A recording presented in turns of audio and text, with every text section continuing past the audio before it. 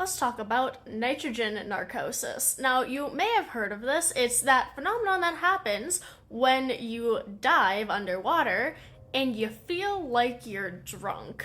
Nitrogen narcosis is this effect that's very common among scuba divers that happens when you dive under the water, usually around depths of 100 feet or deeper. And it has the effect of altering your state of consciousness, much like drugs or alcohol does. However, this is due not to the taking of any substances, but to nitrogen in your body from the air that you're breathing in your scuba tanks. As we know, oxygen atoms actually make up a very small proportion of what is in the air that we breathe, and most of it is taken up by nitrogen. And this is the same for the air that is in the scuba tanks. A lot of it is just nitrogen.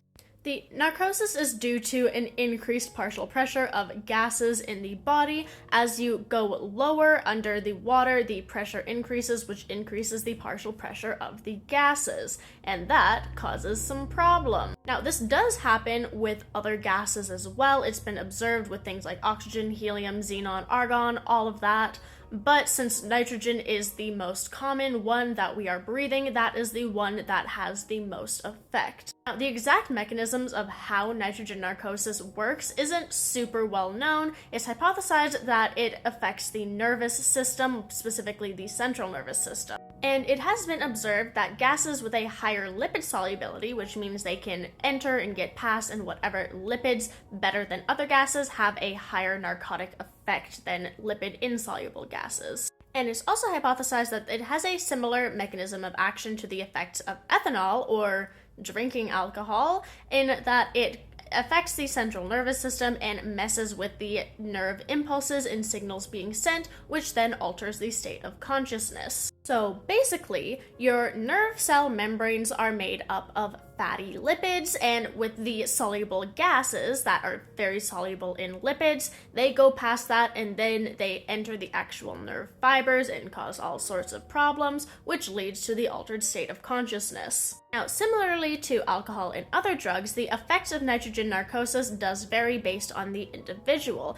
Different people may experience different effects of nitrogen narcosis and not have the same experience. And fortunately, the effects are reversible. As you ascend to a higher depth and decrease the pressure, the effects of nitrogen narcosis does go away, so there are no long-lasting damages that we know of as of right now. However, it can be quite dangerous in specific situations. Similar to being drunk, your state of consciousness is altered, and when diving, that is not a great thing to have happen to you. There have been multiple cases of the results of nitrogen narcosis leading to injury and sometimes death of divers, particularly inexperienced divers, but even experienced divers can still be influenced by the effect of nitrogen narcosis and make mistakes. Specifically, also cave diving. Cave diving is dangerous on its own, and when you add in the effects of essentially being drunk,